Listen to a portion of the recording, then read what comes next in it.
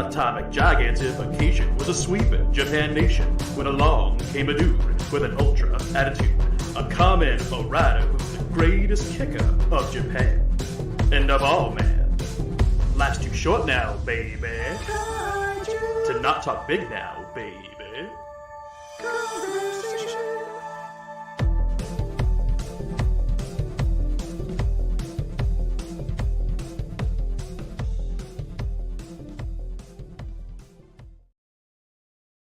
Hello, everybody, and welcome back to Kaiju Conversation Live. I'm your host, Elijah, and joining me today is two lovely special guests that are here to tell us all about a project they're working on.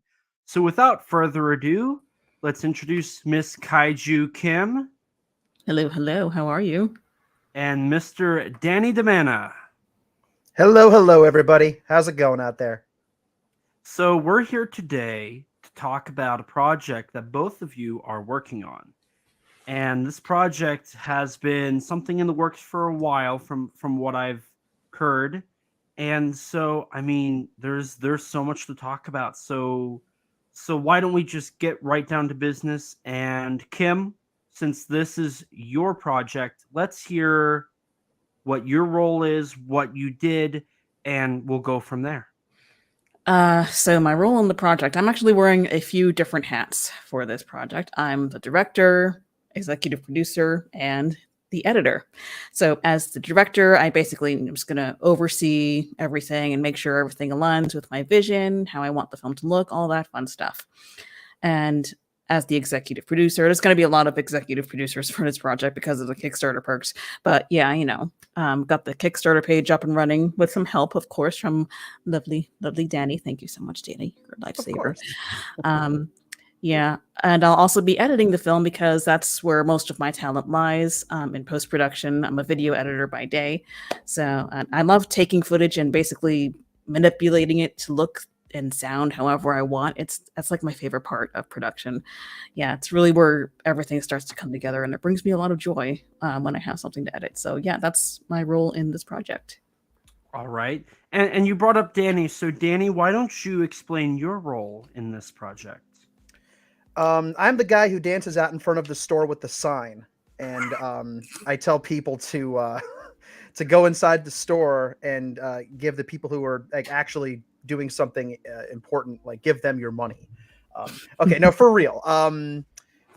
I do not dance. I do a little dancing. I do just a little bit of dancing, and I tell people to go give Kim money. But my main contribution to this project is that I am the writer for it. I am the screenwriter, you could call me, for this. Okay.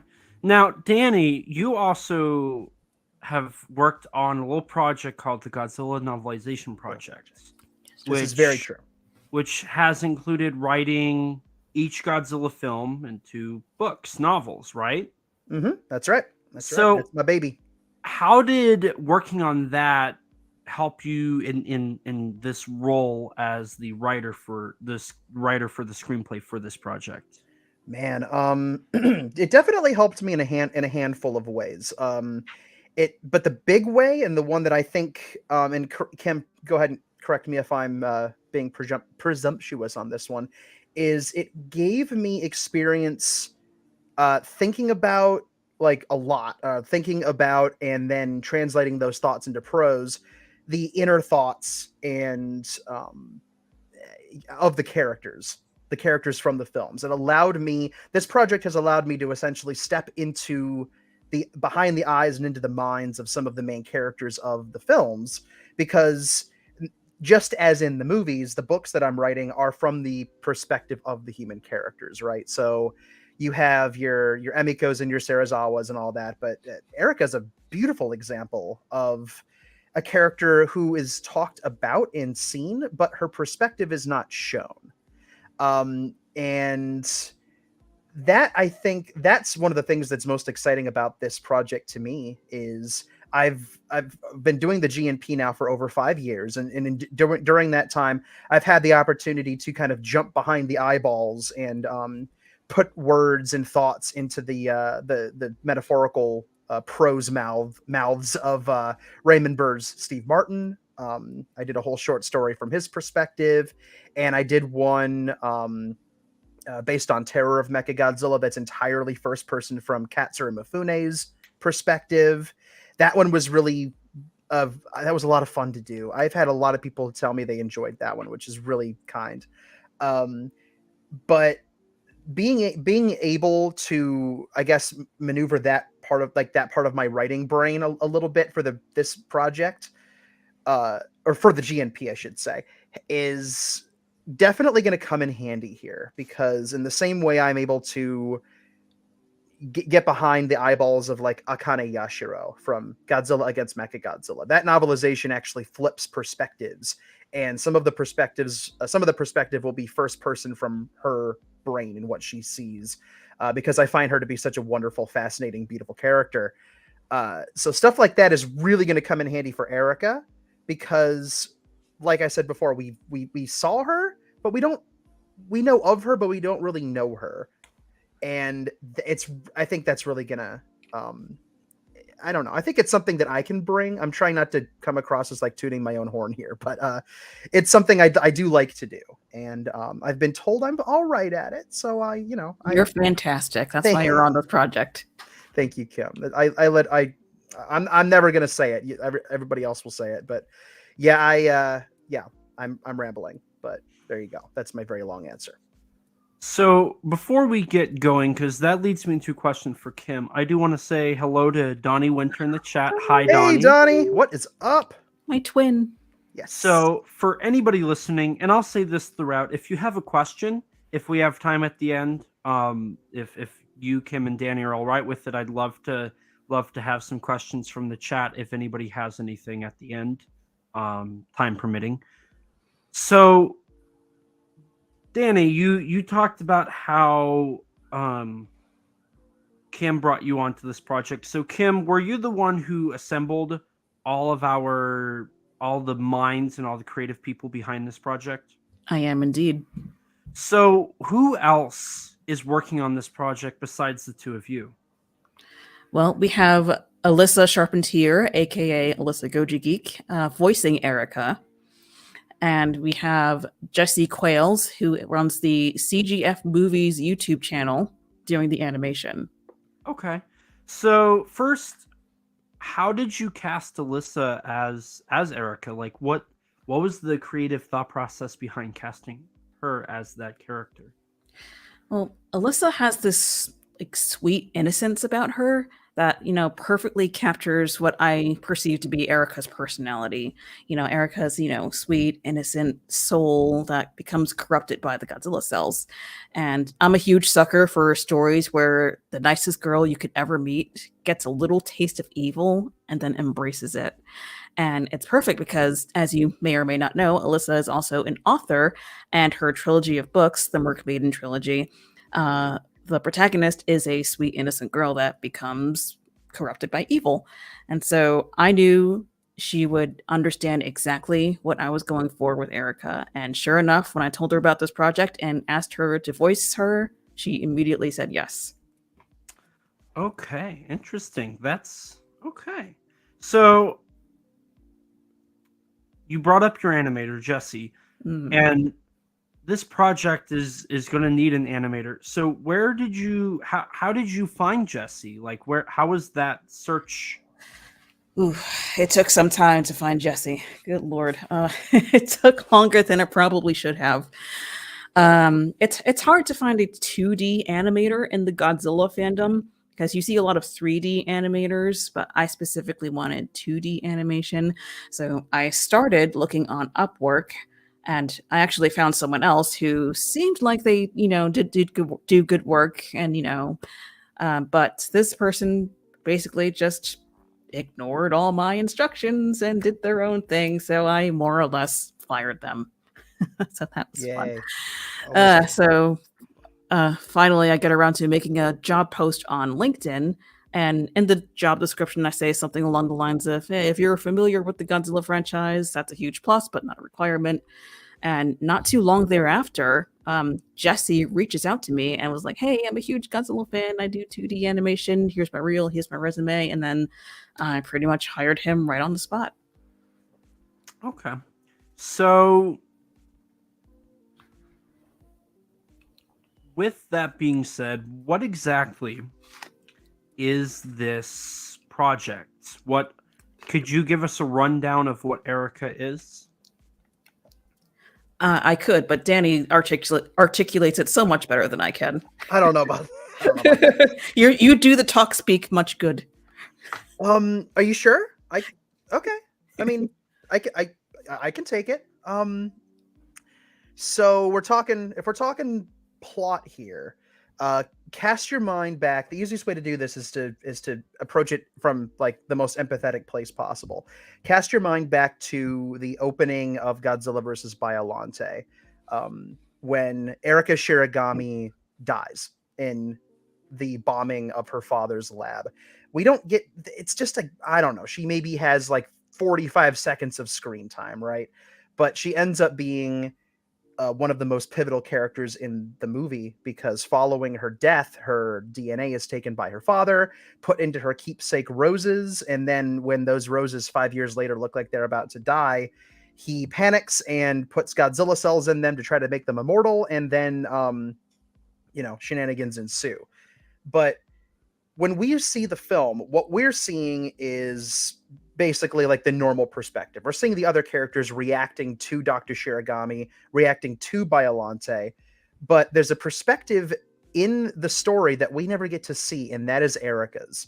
Because for those 5 years, her soul, as we find out later in the film, did reside within the roses. It wasn't just her DNA that was preserved inside of the roses, it was her soul, it was her spirit. And essentially not allowed to pass on. She's stuck there. And for 5 years, we can assume that she was silenced, but overall peaceful. But then something happens. The G cells get introduced. What would it have felt like for the soul of this poor dead girl to suddenly find her realm and herself? She is the rose and the rose is her. What happens to it happens to her, right? How does it feel if you're a soul trapped within this plant and then all of a sudden you feel the violence and the corruption of these G cells start to change you and permeate your being? How does that feel? Are you scared? Surely. Are you a little intrigued and a little thrilled? Probably. And then what happens when you become so transformed that you lose yourself and you start to just be the monster? That is implied in the film, but we don't see that because there's so much else going on in the film. That perspective just wouldn't have fit in, but implicitly it is there. There's an entire other story happening under the surface, the spiritual surface and the scientific genetic surface of the film that we never see. So what is it like to live the existence, and I'm using the word live here in quotation marks, what is it like to be Erika Shiragami? What is it like to be alone, unheard, trapped, and then ultimately corrupted into a monster? That is what this film is. There you go. Okay. So why Godzilla versus Biollante? Why pick this movie? It's one of my favorite Godzilla movies of all time. Biollante is my favorite non-Godzilla kaiju because I love the rose design. The rose form is my favorite form of her, because that's, kind of like a mixture of like innocence with the rose and then slowly turning into a monster, with the teeth and the vines and all that fun stuff. So yeah, I just love it. It was fascinating to me. Like I said, I'm a sucker for like female characters that get a taste of evil, and I think Biollante is like the embodiment of that. And so I wanted to make a film based on that. And I don't know if this would be a question more for Danny or you, Kim, but how is it adapting the work of somebody else into something new and like adding on to that? I'm sure that's a pretty difficult task to some point. It is a little difficult, but it's also fun. I like taking characters from movies and TV shows and expanding on them in my head. I usually just do it in my head, but this is the first time I'm actually trying to make something based off someone else's work, and it's fun. Wouldn't you agree, Danny? I would. That's what the GNP does. I've before I have called it a doughy guy from Ohio standing on the shoulders of geniuses, because all of the hard work has been done for me, right? The Ishiro Hondas and Kazuki Omoris and like all those people, those guys of the world created these films that touched our hearts, and they created these characters that did likewise. You know, we remember characters like Dr. Shiragami and Dr. Serizawa and all these characters, but getting in, like, as somebody, like, we've all three of us, we've been fans of this stuff for our entire lives, and all three of us, I would say, are creative people, and it's easy to fall into a mindset where you wonder about how the characters think, you know, especially for a film like we've all seen Godzilla versus Biollante 9,000 times. You can't help but look at the characters and think, what's he thinking in that situation? I wonder how she thinks about this. And that's the fun thing about creating fiction in and around a pre-existing set of characters and within a pre-existing world, because that groundwork is already laid for you, but in a way it's an invitation for you to keep thinking about it, and then the ability to act on that by writing it, animating it, doing skits, whatever you want to, you know, skywriting, whatever you want to do, however you want to express your love of that thing and your creativity for that thing. It's definitely something that I know a lot of people do, and it's different than coming up with your own world. It's definitely different than coming up with your own characters and world. And in some ways, like I said, the hard work is done, but in some ways it's more tricky in some ways. And it can be a little intimidating. But more than that, and I think, Kim, you'd agree with me, is that it's just fun. Mm-hmm. It's just fun. And that's why I do what I do, Kim. That's why we all do what we do, is because at the end of the day, it's just darn fun. So, Danny, you said it is a little difficult sometimes. What challenges, just off the top of your head, what challenges are there with adding to these characters? Well, you certainly, one thing that I always, and this is one of my cardinal rules of thumb with the GNP, is that respect is a big part of all of this, because we love these movies, but you know, I think I can safely speak for all of us here when I say that we also respect them. We respect the artistry and the creativity that went into them. And even though they're not real people, you do respect the characters as an extension of that. And so you don't want to sit down. I'll use Erika as the obvious example here. You don't want to sit down and have her say something that feels out of character. For Erika, it's a little bit different because there's so little of her that's explored in the film. So there is a blank canvas aspect to it, which is really exciting, but you also can't push it too far. You can't use it as an excuse to go like full fan fiction, you know, where she's living inside the rose and finds like a tiny miniature spirit city and like becomes its queen for 5 years or something. Like that's maybe in the sequel. But you know, like that has nothing to do with the story, and it has nothing to do with the intent. And you have to honor what the intent of the original character was. For example, and this is something that Kim said really eloquently in the Kickstarter description, is that we don't know a lot about Erika, but we do know that she's sweet. She's a kind person. She loves her job. You know, she likes the idea of bringing life to dead regions of the world, you know, making flowers bloom. That's something that's important to her. And just from that, you can glean a lot about her personality. And I can now take those things and I can give her an internal monologue. I can infer a little bit of her mindset and her world, like the way she sees the world, just from that. You can't dive into all of that in the actual short film, or else it would be hours and hours of a person just talking, and that's not interesting. You know, would I love to make a 5-hour movie about her just floating inside the rose? Yeah, but no, it's nobody. We only have 7 to 8 minutes. Yeah, we don't have that much time. It's not going to happen, and nobody would watch that because it would be boring. Read it, sure, but watch it, no. You got to keep people's attention. So you have to honor the character, understand the character. And you also have to realize when you don't want to push things too far. You don't want to invent too much. You have to be respectful, and you have to stay within the limits of what the pre-existing character has dictated to you. Like, what are the limits of that character? What would she do or not do? And even if you are inventing some stuff, which by necessity, like I said before, a character like Erika has a little bit of wiggle room. We're doing a at max 8-minute, maybe 9-minute film here, and you have to also respect the audience's time, and you have to respect the pacing of that thing. That stuff's important to know when you're writing it so that you can make certain informed decisions, but the audience doesn't need to hear or see any of that. It's the same reason that people will come up with extensive backstories for characters that you don't see any of in the film. One of my favorite examples ever is the Peter Jackson King Kong, where the crew at Weta created an entire in-depth backstory for that version of King Kong about his family and why he is the way he is. All of his scars had stories behind them. You see none of that in the film, but it helped Andy Serkis play the character in mocap. It helped the designers tell his story visually. The audience doesn't need to know any of that. And I know that sounds like a lot of work and a lot of thinking for, a character who has 45 seconds of screen time in a Godzilla movie. But I don't know. Welcome to my brain. What can I say?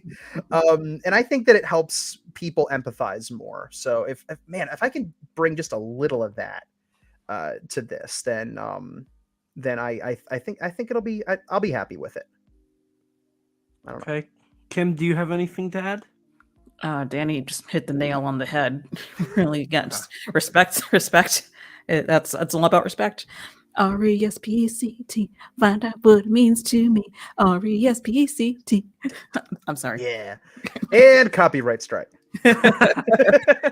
My apologies. Oh, the stream got taken down because you were too good. I can't help it.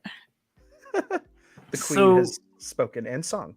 Before we dive into the backstory, I do want to highlight here we have Brendan from Autistic Lizard Productions. Hello, Brendan. And then we have Mark Bailey in the chats. Hey, hello, there Mark he is. Bailey. And he just messaged Danny is really smart. True story. Mark, you're too kind. Thank you. Thank you very much. And I'll just bring it up again before we move on. Any questions we'll try and hit at the end of the interview if we have time. So just keep them coming and we'll try to get to them. So I love a good backstory, and it sounds like you guys are giving Biollante some backstory. But I would like to know the backstory of how this project came into, onto the screen and onto Kickstarter for everybody to see. So, Kim, where did this idea come from? So, going back to November 2021, in the middle of the pandemic, in-person conventions weren't really happening, so the guys from Kaiju Transmissions put together this virtual convention called Kaiju Masterclass. And it was basically just a series of live streams that featuring special guests and whatnot. And there were also some informational sessions, behind-the-scenes stuff, etc. And one such session was the making of Godzilla vs. Biollante, which was hosted by Ed Godziszewski. And I don't remember the exact moment, but it was when I was watching this session that something sparked in my brain. It was like, oh my God, we need to know more about Erika. So I was just like, I don't know, my brain was wandering while I was watching this session. And so I grabbed a notebook. I actually have the notebook right here. I grabbed this notebook and I jot down all this nonsense, which you can see on the Kickstarter page actually. And I was just like ideas for dialogue and I watched the movie after I watched that session and took notes on it and jotted down some ideas as they came to my head. But yeah, so that's how it came to be. And I initially wanted to make this a live action film, but I have about $2.25 in my bank account right now. Same. So yeah. So my option was to be animated and do an animated film. So I had, like I said earlier, had trouble finding a 2D animator, so I shelved the project. But fast forward to March of this year, I get bit by the filmmaking bug again, and I decide to revive the project. And that's when I message our good friend Danny of the GODZILLA bookification thingy. I'll never live that joke down. So I messaged Danny. I basically said, Danny, I have a really cool idea for a short film, and I need your writer brain. And I said, I'll consult my schedule. I'll get back to you. I've never said yes faster to anything. I get to work with one of my favorite people, and then I find out Alyssa's involved. Oh, I get to work with two of my favorite people. And then I find out, oh, it's Biollante, and it's something that Kim, you've had it in your head for so long, and you like, oh man, I was so like, it was I was incredibly flattered to be asked to do this. I'm still pinching myself, like how cool it is to get to do this.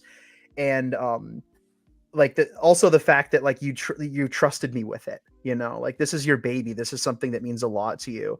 And that's like having other people come in and collaborate and work on things like that. There's always like a little bit of, at least for me, like a little nervousness that comes with that.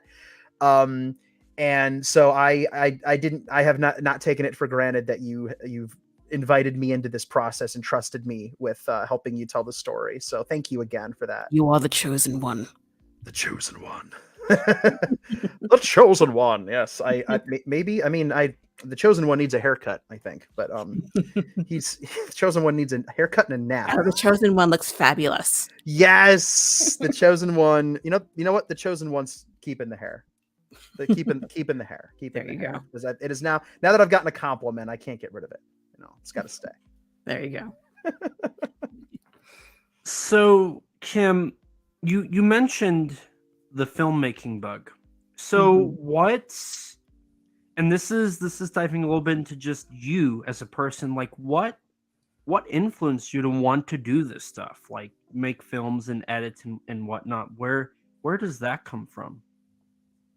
I've just always had a creative mind. Like my brain refuses to shut up. You know what I mean?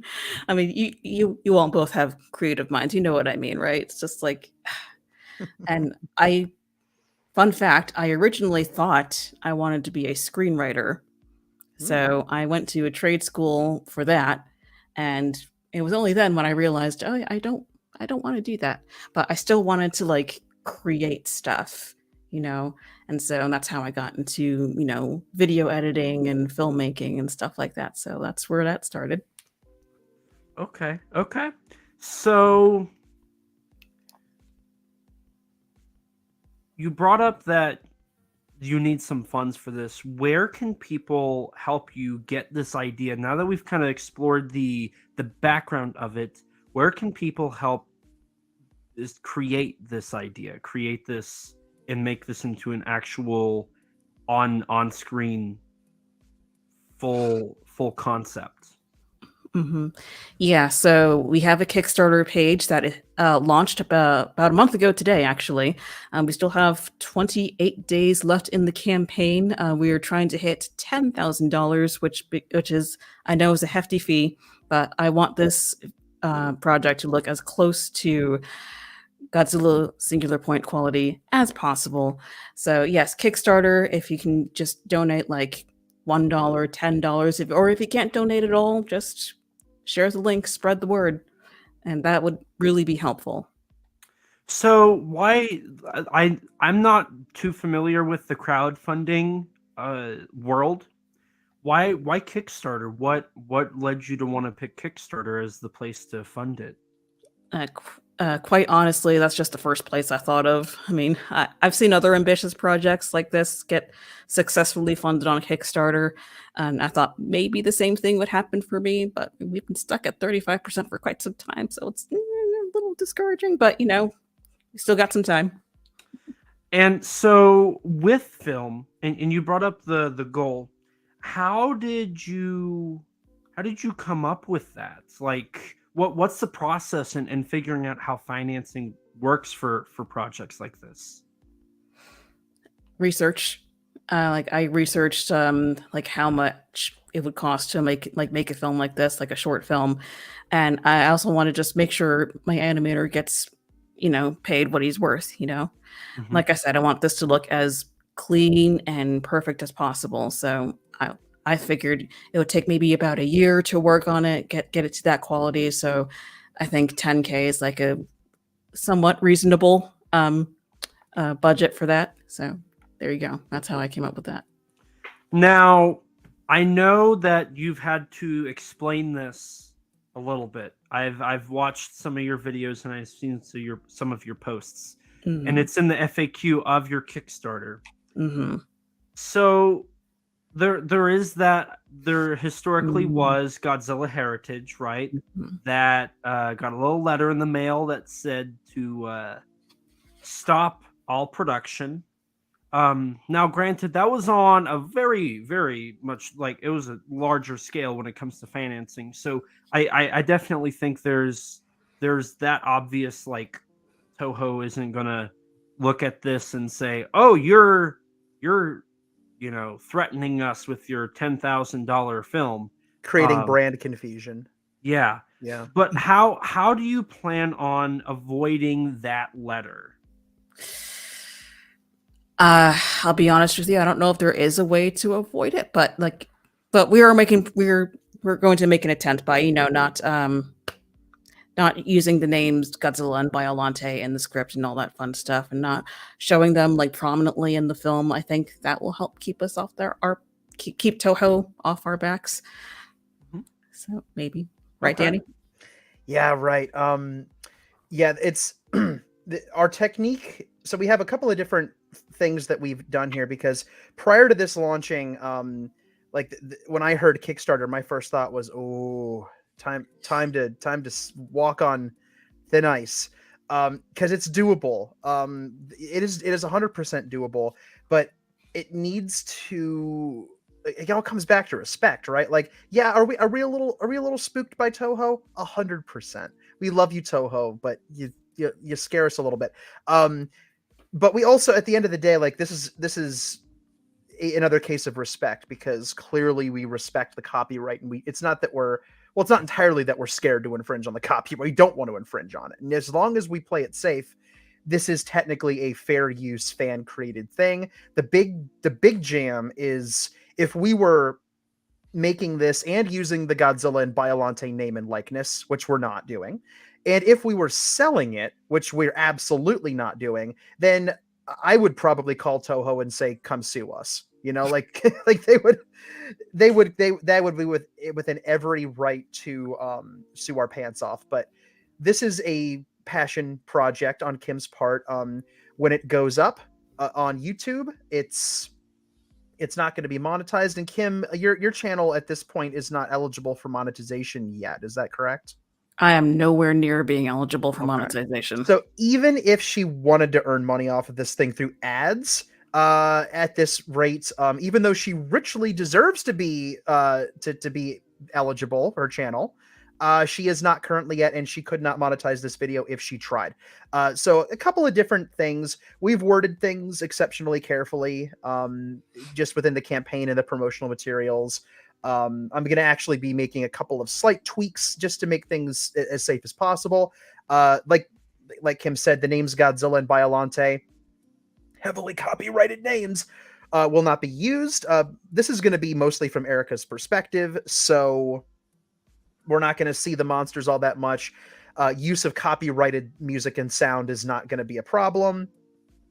And there was even a moment where I thought briefly about like maybe changing the spelling of Erika's name just to be extra careful, but Erika is a common, like that's a common spelling of a common name in Japan, so you can't copyright that. And Toho has not copyrighted the name Erika. I don't even think Erika Shiragami has a copyright on it. So again, if we're extra careful with this, and we also exercise the what I like to call the Jesus take the wheel clause,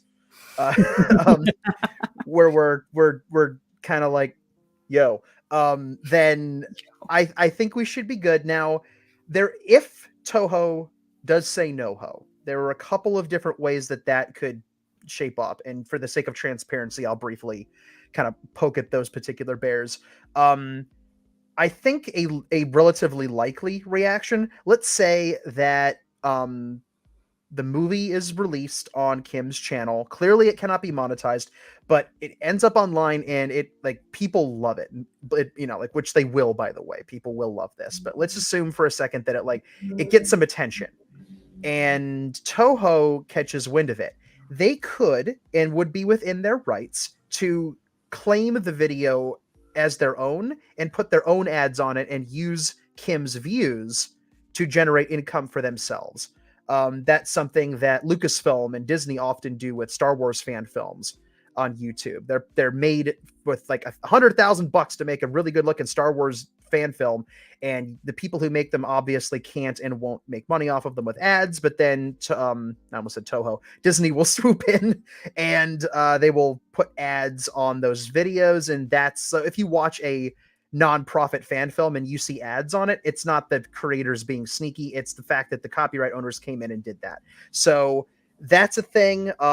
They might, I mean, I would think it's very unlikely that they would like ask that it be taken down once created. They would probably see it as a way to generate money for themselves, things like that. If they did ask for it to be taken down, there have been previous instances where the creators of the fan films were allowed to distribute those fan films to crowdfunding backers one-on-one. Here's a link. Here, you can keep it. Don't post it anywhere. That kind of a thing.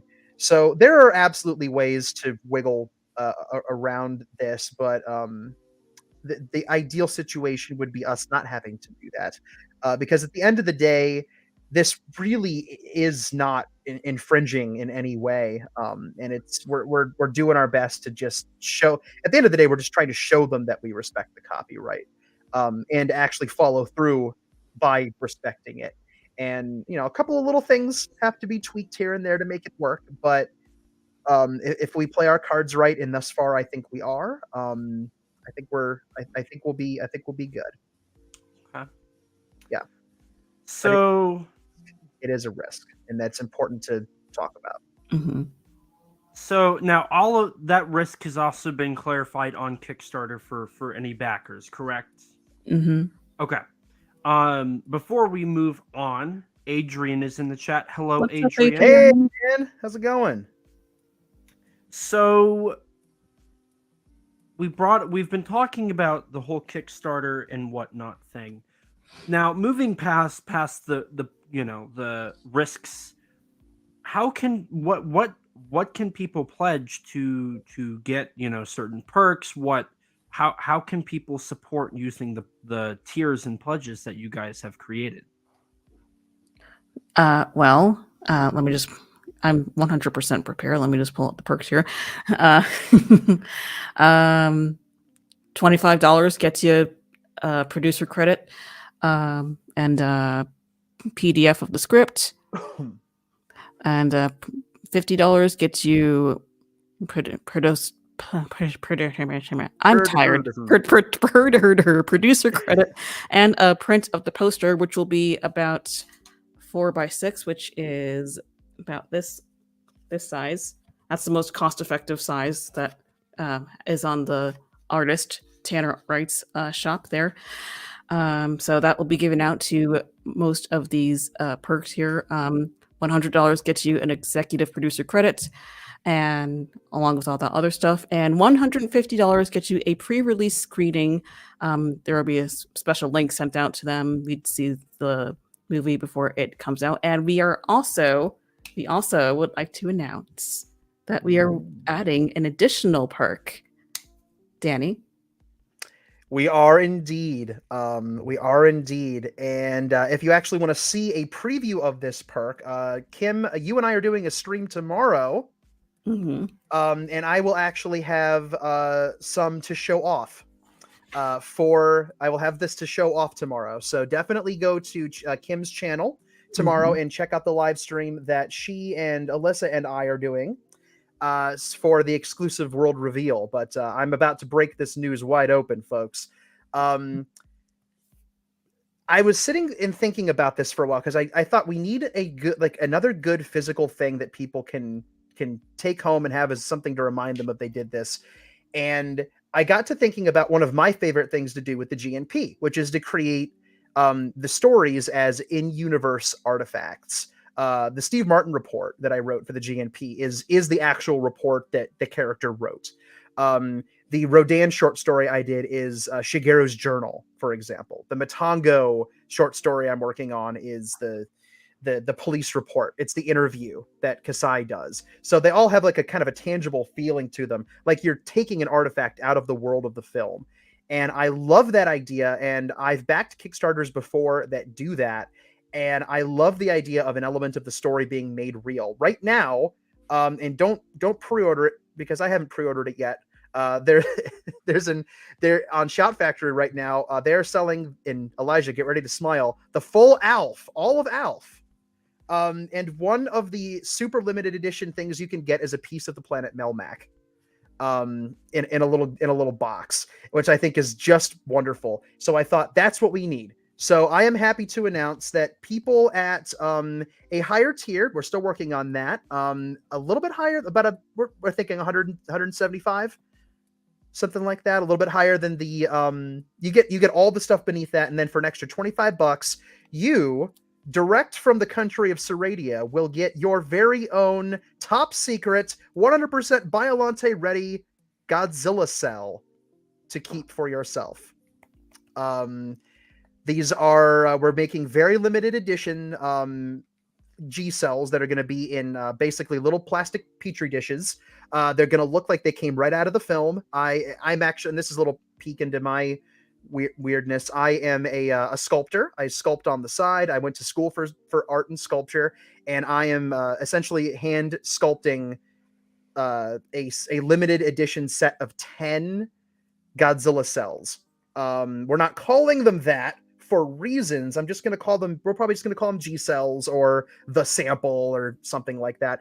But yeah, I'm hand sculpting at the moment 10 G cells. If more people want them, I will make as many as people want. No two will be the same. I'm not making one and molding it. I am hand sculpting 10 or more, depending on how many people want. Unique chunks of Godzilla skin, complete with gross bloody back that I'm putting in these cells. They're all handmade. I'm probably going to come up with like a numbering system for them, so that you have like you have 1 out of 10 or 10 out of 10, whatever. So yes, that will be going up live soon, and we are hoping that might entice some people to maybe bump their pledges up by an extra few bucks if they're at the top level, or go even higher. Or people who haven't backed, who would like something physical from the campaign. I just thought this was a cool idea. So there you go. I'm making Godzilla cells. And if you want to see what they look like, tune into tomorrow's Chill with Kaiju Kim stream, and I'll have a handful of them ready to show off.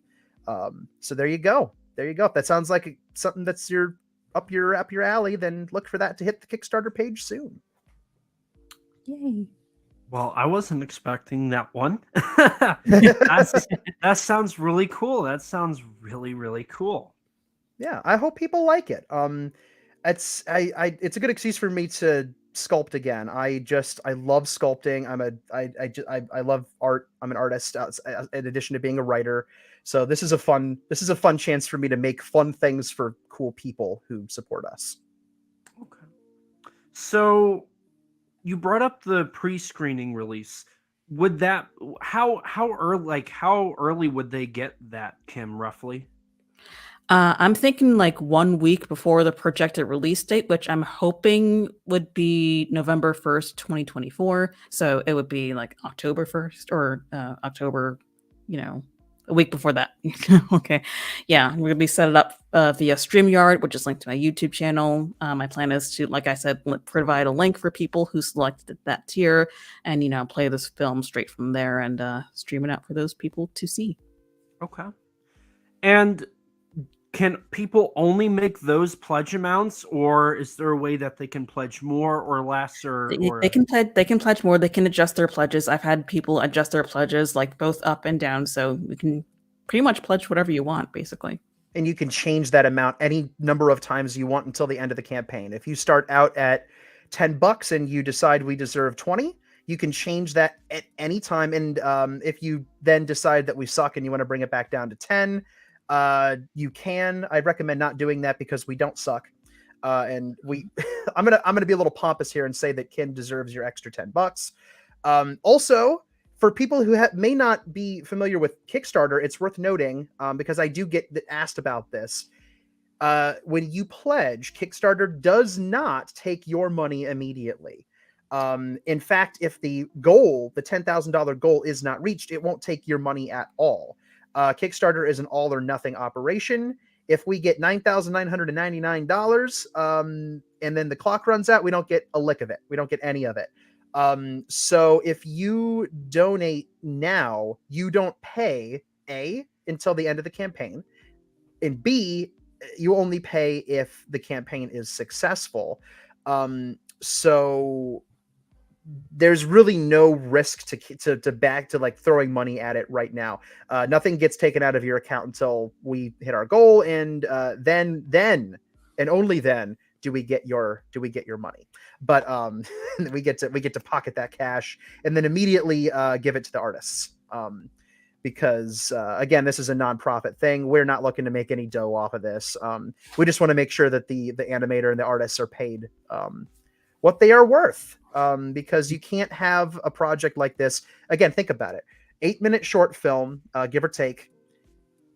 Every second of this you're going to see is animated. Every second has to go through an animator's hands multiple times. So you know, this we're not just we're not hiring actors and going out and shooting things. Every second of this thing has to be drawn. And that's you can't just throw the, you know, like the animator $10 and say, here, create 8 minutes of, you know, artistic genius. It just doesn't work like that. Artists are worth a lot more than that. Animators are worth more than that. So that's why the price tag. And there you go. I'm rambling again, but that is my prerogative. Indeed. Yes. So you brought up earlier you brought up, Kim, how you're aiming for Godzilla's singular point quality animation, correct? Mm-hmm. Yes. So what's been that development like? So I'm going to get a little filmy here, so I apologize for anybody who doesn't understand my terminology. Like, how many frames per second are you planning on doing? Is it going to be your typical like film? 24? Okay. And how does that production, like, what's your timeline looking like? You already said that you're aiming for was it November of 2024? Yeah, I'm aiming for a November 2024 release. I expect the animation to take at least 10 months to 12 months. So that's what the production timeline is looking like right now. Okay. Always good to overestimate on those things too, because I can't tell you how many Kickstarters I backed, even from experienced people who've done crowdfunding and done film production before, and you don't get your stuff until a year and a half after they tell you that you're going to get your stuff. So always give yourself wiggle room, because best case scenario, you deliver it sooner and now you're over delivering. But normal case scenario, you give your artist the exact amount of time that they need. And if not, just a little bit of extra time. Yeah. So in this time frame, are you also going to have all of the dialogue recorded as well? Like, how far along would you guys say you are on that development? Right now, we're just still waiting for the dang thing to get funded before we do anything. So, yep. The only thing that's been written and acted and animated is the teaser trailer. And a lot of that teaser trailer, and Kim, feel free to jump in and add to this or correct me, but a lot of that teaser trailer was done mostly for the Kickstarter campaign itself to entice, fans and get their interest. like the fact that you see Biollante so much in the like in that ending bit, the last shot, and so much of Godzilla is seen. That's not necessarily indicative of what's going to be in the final film for legal reasons. But the goal is for the animation to be even better than what's in the teaser trailer. It's going to be even higher up on that on the rung, on the quality rung, and that can't start until the animator has some money to work with. And again, the only thing that's been written is what I wrote for the teaser trailer. The only lines that have been recorded are Alyssa's, and maybe can you help me out here, Kim? Who did Dr. Shiragami? Was that who I think it was? It was my husband. Yep. Okay. I was right. Was that him? I was like, is that Roy's voice I just heard? That was my husband, Roy. Yes. I love it. I love it. That's awesome. Because I heard that and I'm like, who is that? Oh, I think I know who that is. That's wonderful. That's husband of the year material right there. That's great. And that was for trailer 2, correct? It's for both. Both trailers, yes. Okay. Gotcha. So with that, I want to explore a bit more on that. You brought it up earlier, Kim, but you had on your Kickstarter recently an update talking about showing off some of the thoughts behind the project, your brain dump, as you called it, and other notes. So I was reading through those, and right now, what perspective is this project going to be told in? Is it going to be in first person? The way I was reading it from that brain dump, it kind of sounded like that. Yes, it's going to be from Erika's perspective, basically retelling the events of Godzilla versus Biollante through her eyes. Okay. Like as she is, we were going to see her in the lab. We're going to see her like in the void, like as she's like her soul's in the roses, and then later transforms into Biollante, all that fun stuff. So yes, it's going to be from her perspective. Okay. And so how many characters roughly are going to be in this film? Let's see. I definitely Erika, obviously. Dr. Shiragami. Not all of them are going to be necessarily speaking roles, but I definitely want to have like Mickey and Asuka in there, because at one point during the film, like Mickey like translates Erika's crying as "Asuka, please help."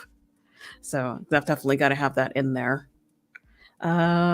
So I'm thinking maybe like 4 or 5 characters on maybe 2 or 3 of them have speaking roles. Okay. So I was also reading it, and out of curiosity, besides Godzilla vs. Biollante, what other films inspired you on this short film? Was there any other ones that you kind of took influence from or were inspired by to help create this idea?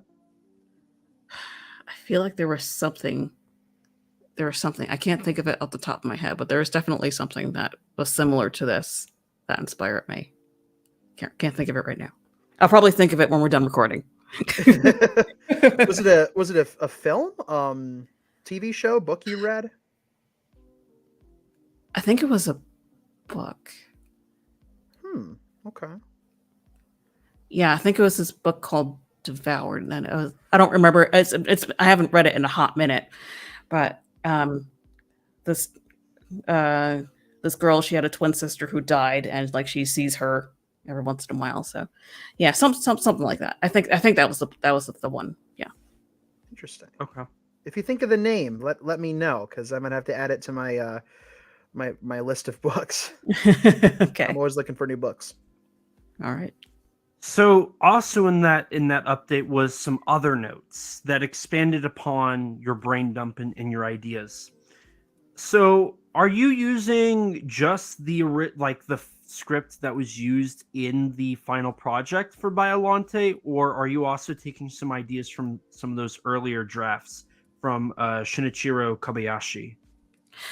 I was thinking about taking some creative liberty with it, because I do like the idea. One of the things in my brain notes was my brain dump notes was there was a deleted scene in the film where we see the biomajor agents come in to steal the papers on the anti-nuclear energy bacteria, and Dr. Shiragami catches them, and they take the rose that is currently being transformed into Biollante, and they threaten to burn it, and then they leave, and then that's when she kills the Biomajor agents. I kind of like how that goes down better than in the final film. So I'm thinking I might go that route. Yeah. Okay. You also cited the Incredible Hulk as an influence for Erika's relationship with Biollante. Mhm. So are you going to also kind of follow in line with that concept of the tragedy of the monster and the like the human side of all the monsters? Like how are you going to like what ideas do you have for kind of emulating something like in the Incredible Hulk? Basically just like how Bruce Banner, like, he blacks out every time he becomes the Hulk. That's the same thing happens with Erika, basically. And yeah, that's basically it. I didn't study for this interview. So as already established, it's going to be released on YouTube on your channel, correct, Kim? That is correct. And for anybody who doesn't know, what is your channel? Just for anybody who doesn't know. My channel is Kaiju Kim. So that's simply 2 words, Kaiju Kim. Okay. I like kaiju, and my name is Kim. It's pretty simple, folks. Okay. So, out of curiosity, is there any possibility for leftover funds for the film to be there, or is it all going to end up going to the animator? If we do have some leftovers, I would like to pay everyone who's working on the project, but yeah, we'll see. We'll see how that goes down. Okay. And one of the biggest things about any project is the promotion. So I've seen you've been posting videos on your YouTube channel, you're doing interviews, you're doing live streams. What other, and you've done 2 teaser trailers. Mm-hmm. What other promotional ideas do you have? I mean, obviously you guys just announced that you have a new tier coming for that Kickstarter. Mm-hmm. Is there any other ideas, like any Biollante, I don't know, puppet shows that Danny will host or anything like that? Oh, don't tempt me. I'm not opposed to that idea, actually. If you had me at puppet show, I'm in. I will get started building my Biollante puppet immediately. Excellent. I'm in. I want it on my desk by Monday. She's gonna sound like Miss Piggy. She'll be beautiful. I mean, aside from all that stuff, it's been like one of the things I've been doing is I've been like sharing. I mean, I shared like just simple stuff, like not sharing the link. Obviously, that's a big one. Sharing. Let me try that again. Screenshots from the trailer, because those immediately like capture the eye, and there are some really beautifully striking moments in that trailer, like the eye looking through the microscope. And actually there's a really great focus on eyes in the trailer anyway. Godzilla's eye, Erika's eyes open. So there are a lot of like really captivating shots that almost feel like they're looking back at the viewer. So just putting those online got some response. I have also been putting behind the scenes and like fun fact, like trivia stuff that involves Godzilla versus Biollante on my the artist formerly known as Twitter.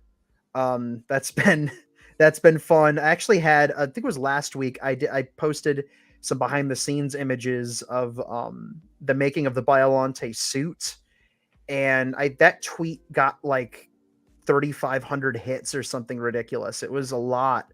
And I posted that, and then immediately after I posted, I didn't think that many people would click it, but I did that, and then right underneath that, the tweet right underneath that is the link to the Kickstarter. So that's the potential for, oh my gosh, 3,500 eyes to see it. Now, not all of them are going to click it, and very few are going to like actually follow that link, but that's still the fact that like however many 100+ people retweeted that now have the Kickstarter link on their on their Twitter feed. So by sharing these cool pictures, they spread the link for us, which was, kind of there's a marketing word for that I can't think of. Sneaky. I'll just say sneaky.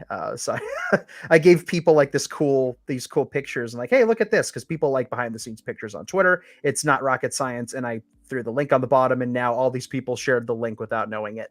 So there you go. And people probably clicked on that and thought, oh, okay, whoa, wait a minute. What's this? So there you go. That's an easy way to do it. The other thing is, Kim and I have not shut up about it. Nor will we. We're not going to stop. We won't shut up about Erika. We won't shut up about Erika.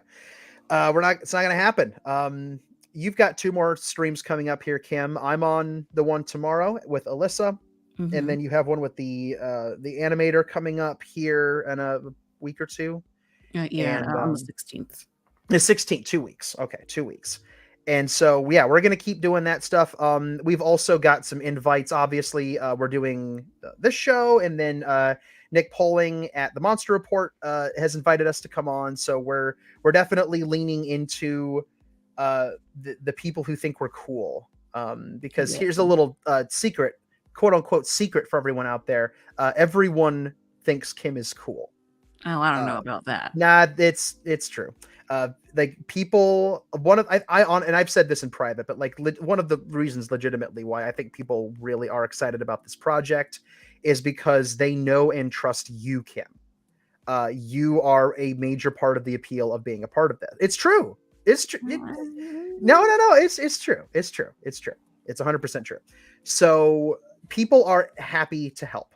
And that's another thing is that we, without even really asking, people like you, Elijah, our friends at the nut house that is Kaiju Ramen Media, and friends out there like Adrian who's listening. Adrian has shared that link I don't know how many times, and I love him for that. I love Adrian for a lot of reasons, but that's one of them.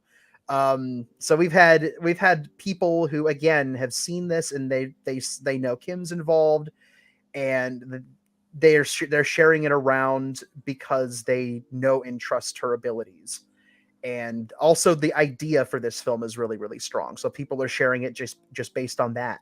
And we've really been, again, without like getting on our knees and begging, people have volunteered their time to help us. People have, without us asking, shared the links around. So it's been really, really nice to know that we have a community of people that are helping out with this, and they want it made just as much as Kim and I do. Mm-hmm. And going off of that and talking about the promotion a bit, I was privileged to be present at when this got announced. So it was announced at the Chill with Kaiju Kim Godzilla vs. Mechagodzilla anniversary panel at G-Fest. Mm-hmm. So, Kim, what made you decide to choose G-Fest as the announcement for this project? I figured it was the perfect opportunity to get as many eyeballs on this project as possible, because I'm in a room filled with Godzilla fans, right? And I had the floor, so this was my time. This was my time. It was the perfect time. And in that trailer, so was that Jesse who animated that and Alyssa doing the Yes. voice work there? Okay. Yes. And then you also posted a poster as well for this. Now, I have the poster here, so let me pull it up here in just a second. Who did this poster, to be exact? The poster was done by Tanner Wright, a very, very talented artist. Okay. I like his style, and so he was the chosen one as well. Yes. A lot of chosen ones for this project. Yes. The you were like the Nick Fury, and we were your I don't even want to say this. Erika Avengers. I said it. I can't believe I said it. I apologize. It's out there now. We'll work on the name. Thank you. We will. We probably won't. We should probably just abandon this whole joke. Abort. Erika Avengers. Oh God. Why do people talk to me? I don't understand. Because you're special. Oh, thank you. I think. I think Special, all right. You're special to me. Oh, Kim, bless you. You're sweet. Where's that poster? We're talking about Mr. Wright. Who was Tanner Wright's awesome too. Tanner Wright is a cool dude. And he was, oh no, I can't. I'm gonna do it. He was the right choice for this poster. There it is. Yeah, there it is. Tanner will never talk to me again. Sorry, Tanner. Oh no, people are leaving the stream. What have I done? Oh no. Oh dear. We done goofed. We did. No, I done goofed. This is on me. What a beautiful poster. I literally gasped when I saw this artwork. It was like, it's everything I wanted. It's the rose form of Biollante on Lake Ashi, and it's just so gorgeous. Look, just look beautiful. You know what I love about this picture is look underneath the vine in the foreground there. It's the hill with all the roses on it. I love it. From the deleted scene, which is a scene that, like, in my brain, because I know part of me now thinks about these films in the context of how I will eventually retell them. And this is one of those deleted moments from the film, from any of the Godzilla films, that will 100% be in my novelization when I get to it. Like, the Godzilla will absolutely walk past a field full of flowers after Biollante goes into space. Like, I love that moment. I have to be very careful about what I cherry pick for the novelizations, about how in terms of deleted scenes. Like, okay, well, why this one and not this one? But this one's just so beautiful. It's one of those really beautiful moments that is kind of like within the Godzilla fandom's zeitgeist, even though it was never in the movie. And I love that it's on this poster. And I love the Heisei backlighting. Just like in the movie, Tanner did such a good job. This is beautiful. So beautiful. So why choose the rose form as the poster art for this? Well, like I mentioned earlier, I do love the rose form of Biollante, and just like the rose. Roses are my favorite flower, basically, because I'm a typical female. I like red roses. How dare you? I'm basic. How dare you have taste in beautiful flowers? How dare you? I'm basic. I'm sorry. But yes. It's just such a beautiful form. I think Biollante is such a beautiful creature. I love it. Okay. I think this is the form, at least for my money. I want it made clear I had nothing to do with the decision making on that. But just for me, when I think of like Erika's association with Biollante, I think of the rose form first. Mm-hmm. Because I think it's the version that's closest to her, like, exactly. I don't know. Exactly. It's the sad version that crawled out of the lab, right? It's the one that has the sad cry. And I always think I feel like that's Erika's voice to some degree. Yeah. It's the only thing she can do to cry out because she can't be heard inside of the rose. So when I think of the sadness and the tragedy and the melancholy of Erika, I think of the sadness and the tragedy and the melancholy of that big sad rose in the middle of that lake just crying to itself. Mm-hmm. So that's just me. I think that's a good choice to go with the rose form. Plus, mm-hmm. It's just cool. It is cool. It's cool. Low-key might be my favorite of the two forms for that reason. Mine too. Hard to pick because the adult form is one of the best things ever in a Godzilla it is so film. Cool. But oh man, it's time for props. Yes, that is a beautiful Bandai too. They did a good job with that one. I got this at my first G-Fest. Oh, I love it. I love how she's in getting the robot Shinji pose. I love that. She's just like, so Mr. Bond. So Mr. Bond. It's like, yes. Support the Kickstarter. Yes, quite. Yes, you will give me all your money. Yes, quite. Yes, you will fork over all your cash. You will fork over all your cash, young Padawan. You will give your latest paycheck to Kid. This is the film you're looking for. This is the Kickstarter you're looking for. You do it. Yes. Okay, we're done. That's enough of that. Disney is going to sue us. Darn it. Okay. Damn it. So where can people find updates on this project as it continues to develop? Well, I'm on X, formerly known as Twitter. I'm still calling it Twitter. Yeah, good. That's what I'm doing.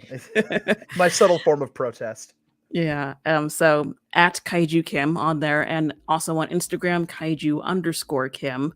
And I'm also on Discord. I have a Discord server that I can if you message me and if I like you, I'll give you a link. But yeah, that's where you can find me. And but my Facebook group, K Force Lounge, is also where I am. Yes, very good. Okay, and so how has the Kickstarter done so far? Not great. It was off to a great start at the beginning, and then we've been kind of stalled at 35-40% for a while, but we still got some time. So I have a sliver of hope. Okay. Words are hard. And I know I feel like we've kind of journeyed through most of this, but is there any other details you can share at the time for this project? I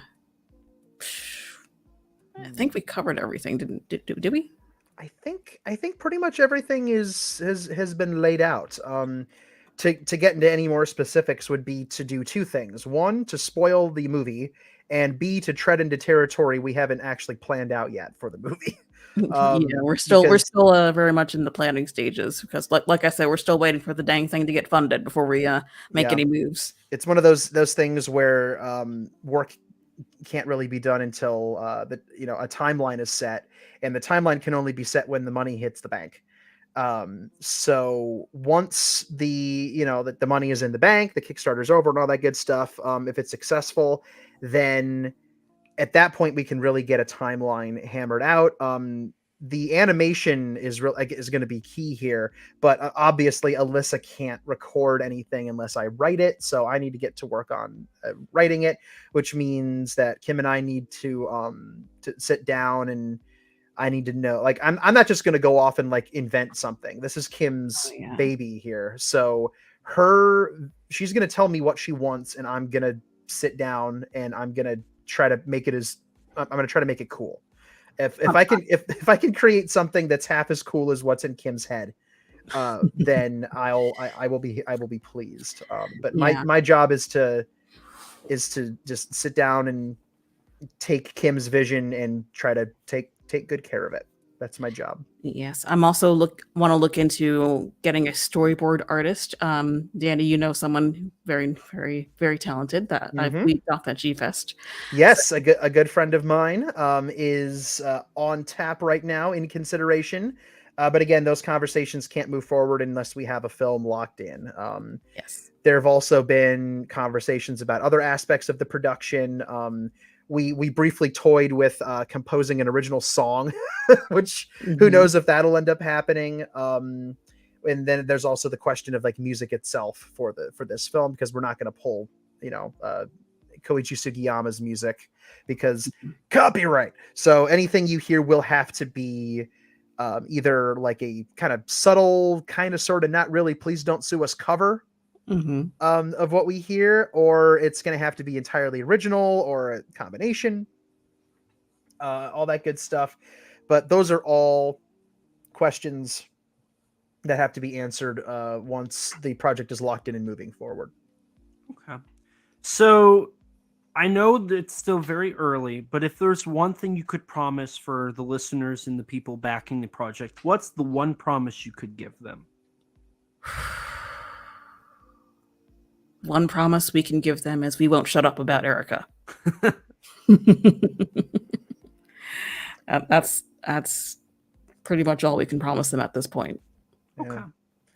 So I just have one last question for Danny here, and then we'll do the most noblest of podcasting traditions. So Danny, how has your experience so far been working with Kim and working on this project? Kim is a cruel leader. I hate everybody. She is, like, you guys don't even know. I have felt so like I feel like my life has been in danger several times. She's like, look at what she's doing right now. Look at this. This is the nightmare I have to deal with. I said yes, so it's on me. I always feel like Kim is watching me and I got no privacy. Working like this has been, and again, all like the extent of the work that I've done so far, aside from jabbering about this thing every chance I get, is writing the script for the teaser trailer. And the process for that was really wonderful. I wrote it and sent it off to Kim. She gave me really wonderful notes and guidance. Like, this is great. Could we, like, this is another idea I had. Can you move this part around and then write another section that deals with this? This is something I saw in my head. So I would do that. And we went back and forth. I think maybe just 3 versions or something like that. And we locked it in. And so the process itself is great. Kim knows exactly what she wants from this thing. The vision is in her head. And just like with any film, it's the job of the people who surround the creator of that project, the visionary behind the project, to just do whatever they can to help get that vision out of the person's brain. And so that's what I'm doing. And thus far, aside from the personal threats and the fact that Kim beat me up with my own squeaky hammer at G-Fest, like chased me around with this hammer and beat the tar out of me. It was really humiliating. But no, it's been really, really wonderful. Kim, in a statement that will shock absolutely no one, is a sweetheart of the highest order, and is also incredibly talented. And like I said, she knows what she wants. So working with somebody with a clear vision is really, really helpful when you're trying to coax that vision out. It's been really wonderful so far. Hearing Alyssa deliver the lines that I wrote was like chill inducing. That was really powerful. Really, really good. I can't wait for her to get to do the whole role. Because she's going to give people chills. She was the perfect choice for this. And it was really, really surreal to hear words that I'd written be spoken by her so wonderfully and set to animation that was done so beautifully, and all guided by this idea that Kim has.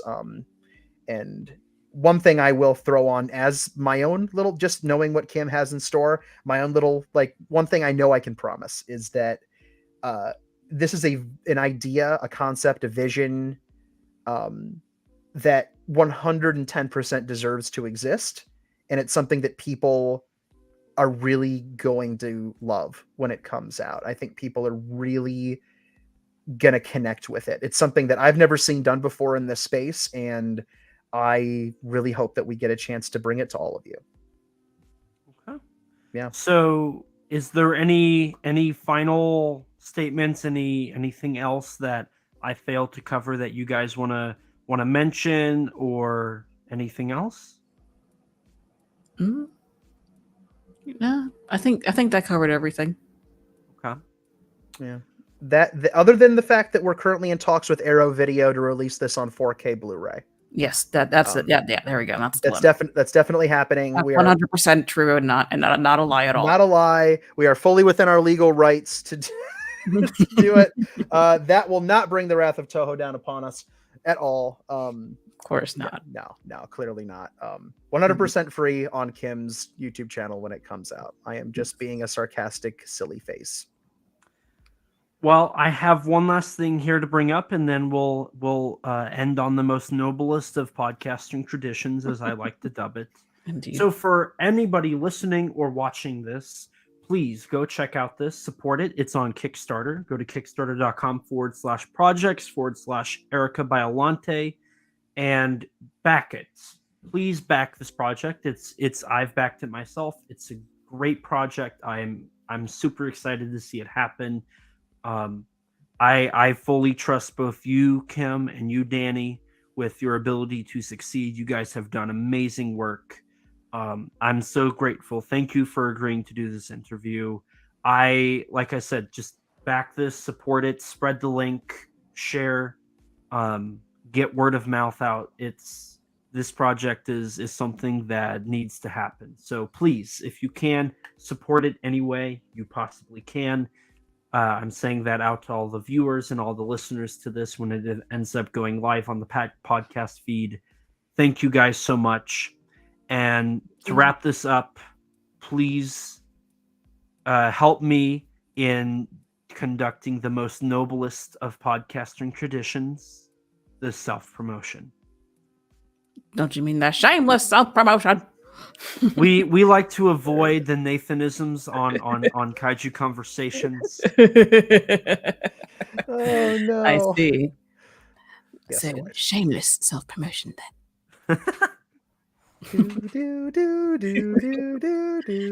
You can find me on Twitter, also known as X, at Kaiju Kim.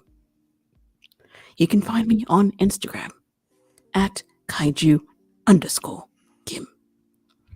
You may join my Facebook group, K Force Lounge. Thank you.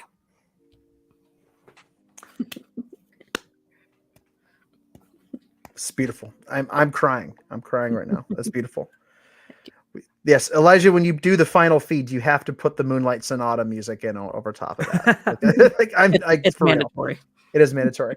Okay. My turn. It's weird. I don't have to talk about Erika. This in my promotional section. I've been doing that for so long. So I've talked about it a little bit here. The Godzilla novelization project is my main jam in the community. If the idea of reading the Godzilla movies as prose novels sounds like something you could get behind, then head over to, get this, GodzillaNovelizationProject.com. I know, sneaky. There you will find all of the chapters as they are published serialized one at a time. There are no complete books on the website yet because I'm jumping around and doing different ones to kind of create a variety. Hoping to have one of them done here soon, though. So that is the goal. There are also, as I alluded to, short stories, and also, as I did not allude to, a blog and timelines, all kinds of crazy stuff. If you want to follow along with this project, root me on, accuse me of ruining your childhood, maybe not that last one, you can definitely check me out on the artist formerly known as Twitter. I don't know what to call it anymore. The world makes no sense and time is a flat circle. Follow me on Twitter. I'm just going to say it at Danzilla93_GNP, where you will find project updates. I'm tweeting a lot about Erika right now. I share like really bad dad jokes and behind the scenes pictures and film anniversaries. And like, I just celebrate Godzilla without being like super critical. Like that's just my jam. I create a nice, happy, family-friendly space for people to come hang out. So that's that. You can hear me wax philosophical about kaiju and giant monsters and various nerdy type things on Kaiju Weekly every Sunday night as a co-host. And I've also been on like 1,001 different giant monster podcasts. I've been on the Monster Island Film Vault as a co-host and as a voice actor. You can catch me on there playing multiple characters. I play I played Dr. Sheeta in the Godzilla Unmade episode Bride of Godzilla a handful of years ago. So I'm doing all kinds of crazy stuff. I'm voice acting. I'm co-hosting podcasts. I write for Kaiju Ramen Media and Kaiju Ramen Magazine. I've written for GFan. I'm currently working on some non-Godzilla related personal writing projects, including what I'm hoping will be my first full-length novel, hoping to get that out eventually, and a nonfiction book, which has nothing, again, it's monster related, but it has nothing to do with Godzilla because I am into other things. I know it's shocking. I know that's not allowed, but I like other monsters that aren't just Godzilla. I know it's really bad, but that's me. If the idea of listening to me prattle on sounds like a fun time, my website, the GNP website, does have a press and appearances page where all of most of my stuff is linked, and you can just go there and click it all, and it'll take you where you want to go. But my big jam right now is telling people to back Erika or else. Okay, maybe not that. I don't want to threaten anybody, but do it. Back the project. Please. Please. please, dear God, give us your money. Onegaishimasu. Please. That was too perfect. That was awesome. There you go. I have promoted myself mostly shamelessly, but not entirely. I failed. Okay. It's true. Well, and with that, we're going to wrap things up here. My name is Elijah Thomas, the host of Kaiju Conversation. Rex couldn't make it due to Australian time zones. Gotta love it. If you want to support me, you can find me on Twitter at ET13 Productions, on Instagram at ET13 Productions, or on YouTube at ET13 Productions. I'm the production manager, video manager, and staff writer for Kaiju Ramen Media. You can check me out on kaijuramenmedia.com, where we just put up pre-orders for Kaiju Ramen issue 10, covering Godzilla's greatest foes, where I got to interview Donnie Winter. Woo! Along with that, you can find me on the weekly Kaiju Weekly show every Sunday night. Besides that, I have done a little writing myself. Besides Kaiju Ramen magazine, I wrote for Giant Bug Cinema, a Monster Kids guide on the film Ghidorah the Three-Headed Monster.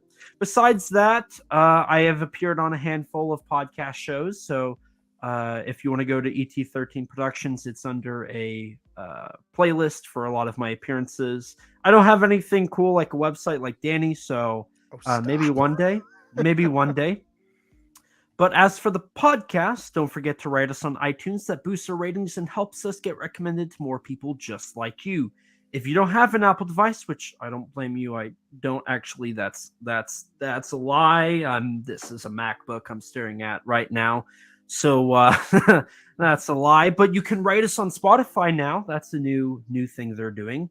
If you want to stay up to date with all things Kaiju Conversation related, follow us on Twitter at KAIJU_CONVERS.